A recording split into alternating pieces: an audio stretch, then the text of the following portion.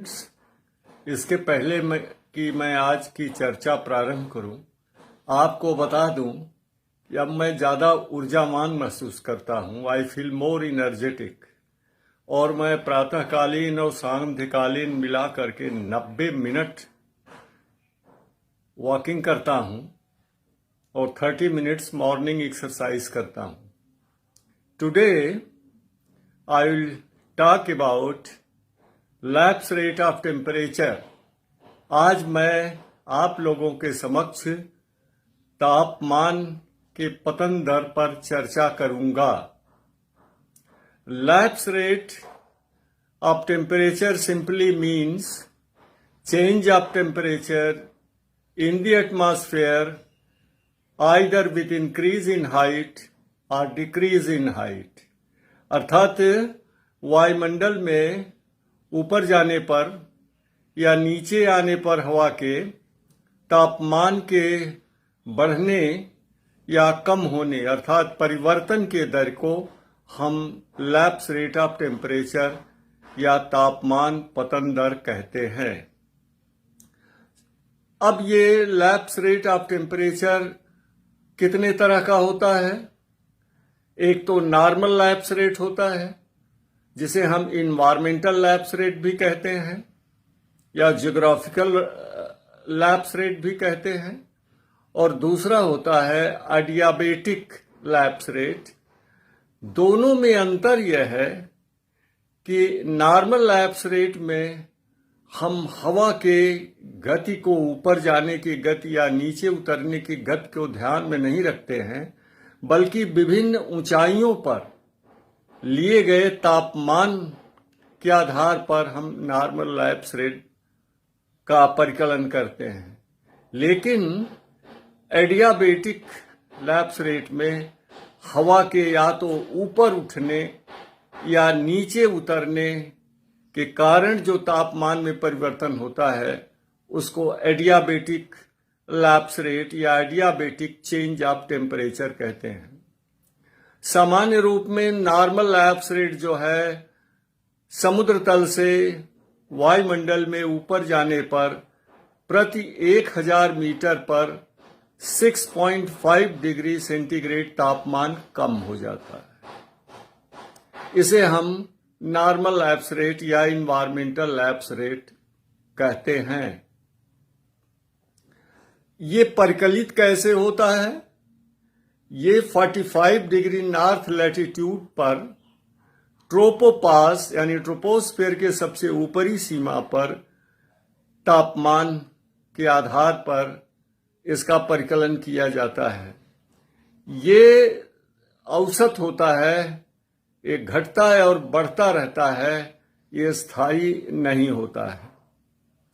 अब normal lapse rate भी दो तरह का होता है, एक पॉजिटिव लैप्स रेट और एक निगेटिव लैप्स रेट। जब वायुमंडल में ऊंचाई के साथ तापमान में गिरावट होती है प्रति 1000 मीटर पर 6.5 डिग्री सेंटीग्रेड का, तो इसे हम निगेटिव लैप्स रेट कहते हैं। और ये घटना जो है ट्रोपोस्फियर में, क्षोभ मंडल में होती है।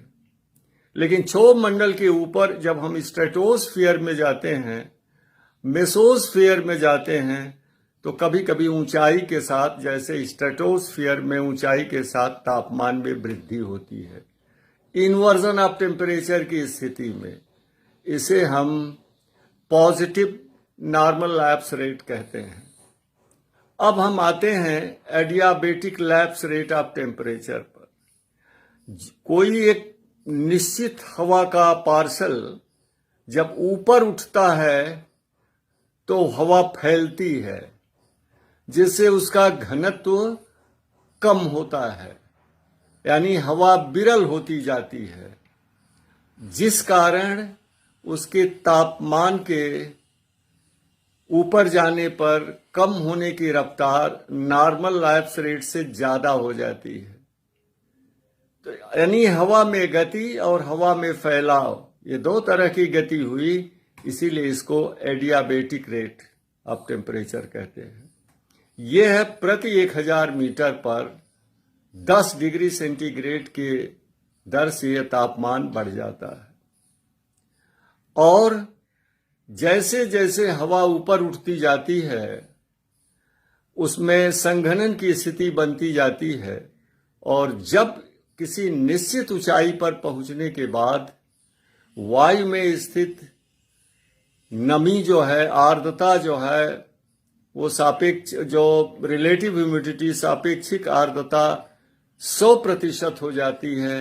यानी उस निश्चित आयतन वाली हवा का निश्चित तापमान पर तापमान अधिक से अधिक नमी धारण करने की क्षमता जितनी होती है और उसमें एब्सोल्यूट निरपेक्ष आर्द्रता जितनी होती है, दोनों बराबर हो जाते हैं, तो कहते हैं हवा संपृक्त हो गई, द एयर इज सैचुरेटेड, और ये संघनन लेवल प्राप्त कर लेती है। इसके ऊपर जैसे ही हवा उठती है तो वर्षा प्रारंभ हो जाती है। अगर तापमान जो है वो फ्रीजिंग पॉइंट से ऊपर है तो तरल रूप में होगी, और फ्रीजिंग पॉइंट से नीचे है तो ठोस रूप में यानी हिम के रूप में या पाला के रूप में होगी।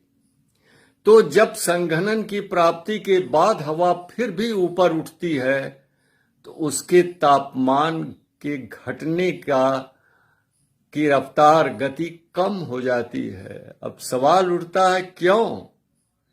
अब बरसात के बाद, संघनन के बाद अगर हवा पुनः ऊपर उठती है तो 1000 मीटर जाने पर उसका तापमान 5 डिग्री सेंटीग्रेड की दर से कम होता है।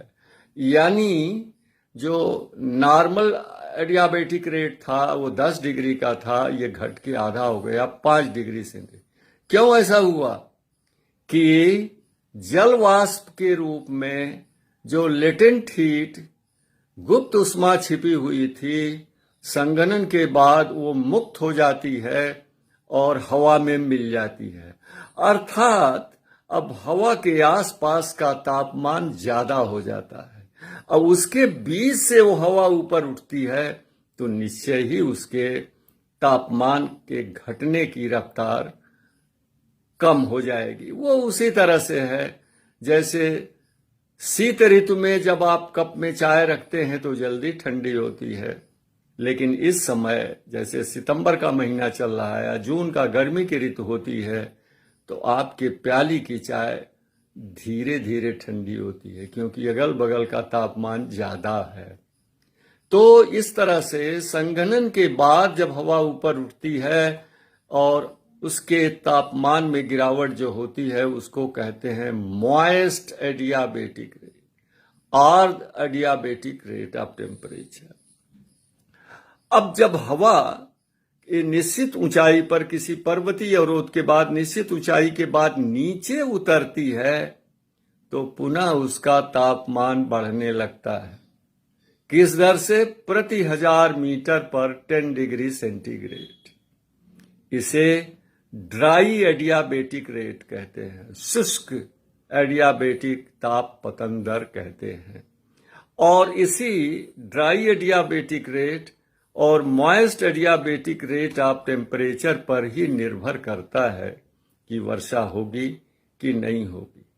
अरब सागर से आने वाली आर्द्र हवाएं जब पश्चिमी घाट को पार करके उसके पूर्वी ढलान पर नीचे उतरती हैं तो ड्राई एडियाबेटिक रेट से उनका तापमान जो है घटता है, यानी वो अब थोड़ा गर्म हो जाती हैं, शुष्क होने लगती हैं, ड्राई होने लगती हैं, जिस कारण पूर्वी ढलान पर वर्षा कम होती है, बहुत कम होती है, जिसे हम वृष्टि छाया प्रदेश कहते हैं, रेन शैडो रीजन कहते हैं। जबकि उसके पश्चिमी तट पर वो जो पवनोन्मुखी ढाल होता है, विंडवर्ड स्लोप होता है, उस पे वर्षा अधिक होती है, इसलिए उसको रेन रीजन कहते हैं, वर्षा क्षेत्र कहते हैं। फ्रेंड्स, मैंने इस संकल्पना को स्पष्ट करने का प्रयास किया। अगर इसमें कोई दुविधा रह गई हो तो इस पोस्ट के बाद जो आप कमेंट करेंगे उसमें आप लिख दीजिएगा, हम पुनः आपके सामने समक्ष होंगे और उसका निराकरण करने का भरसक प्रयास करेंगे।